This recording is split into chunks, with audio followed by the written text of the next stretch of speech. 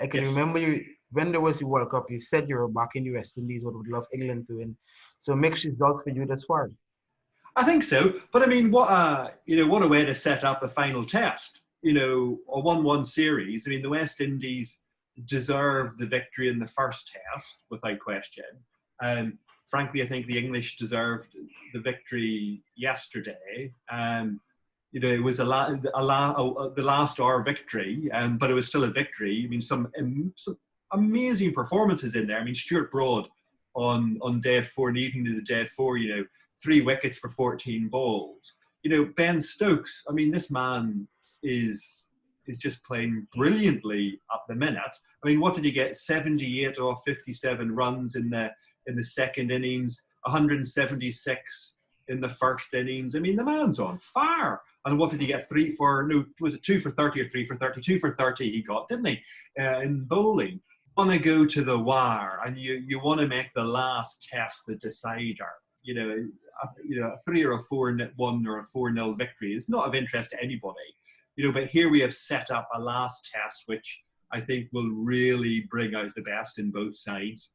Yeah, I fully concur with you on that point in terms of the dramatic aspect of the series is still on. But what has pleased you most about this series, given it's the first series being held post COVID-19?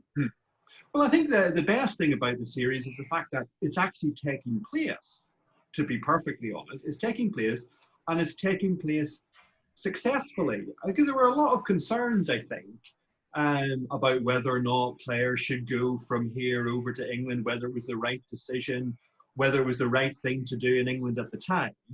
But, I think sport is starting to come back across the board, not just on cricket.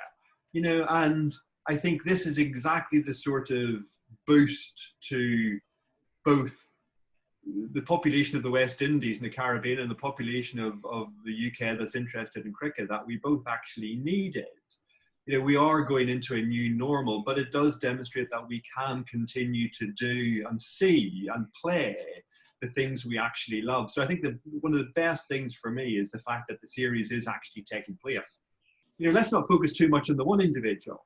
I mean, go back to the first innings of the second test. And, Sibley as well, put in a good, 100 and, what did he put in? 120, we had a lot of time. But, 120 or 556 balls, that was it. Now, there was a bit of criticism about the fact it took him 556 balls to get 120. But this is Test cricket. This isn't T20. This is about patience and skills and perseverance. And look at people like Mike Atherton. I mean, Mike Atherton, the king of patience when it comes to, that man was camped out on wickets for days sometimes. Obviously well known here because of his Guyanese wife. But, sometimes you need to have that rock steady player as the foil to the more flamboyant Ben Stokes. And that's what Sibley was in many ways in the first test, or the first innings.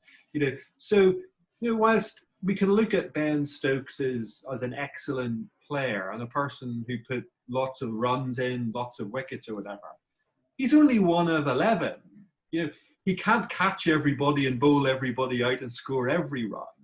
And so it's very much a team effort. And the final wicket yesterday, the catch on the final wicket, there's a bit of cat-like responses or reflexes there, wasn't it?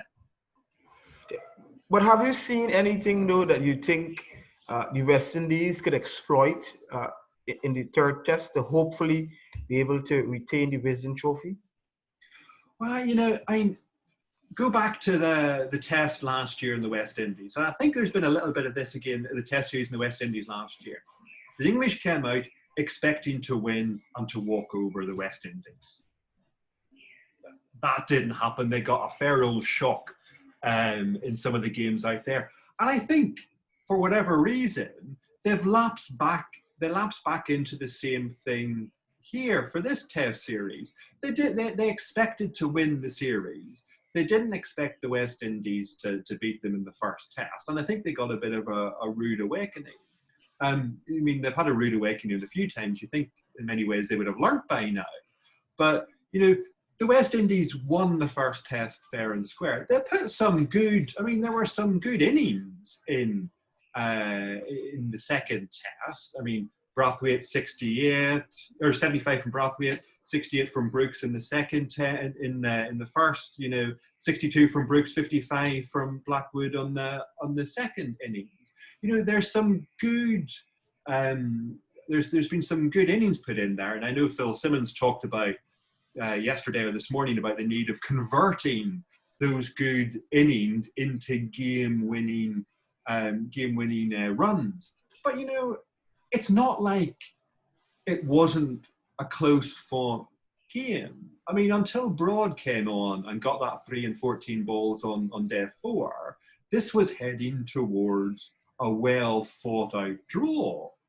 Indeed, probably.